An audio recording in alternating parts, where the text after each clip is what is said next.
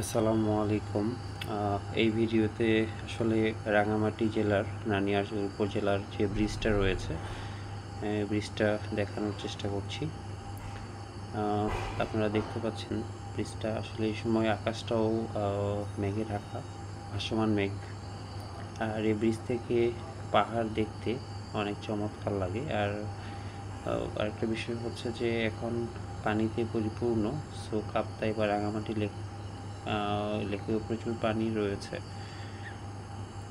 তো আসলে এই ব্রিজটা এই মুহূর্তে অনেক ফাঁকা আছে, যদিও বিকেল গড়িয়ে যখন 5টার পর থেকে অনেক লোকজন এখানে ঘুরতে আসে। যদিও এটা এখন দুপুরবেলা আমরা যখন যাচ্ছি, বাট রোদ নাই, আকাশে মেঘের কারণে। কিছু কিছু দর্শনার্থী আসছে যারা এখান থেকে সৌন্দর্য উপভোগ করার চেষ্টা করছে।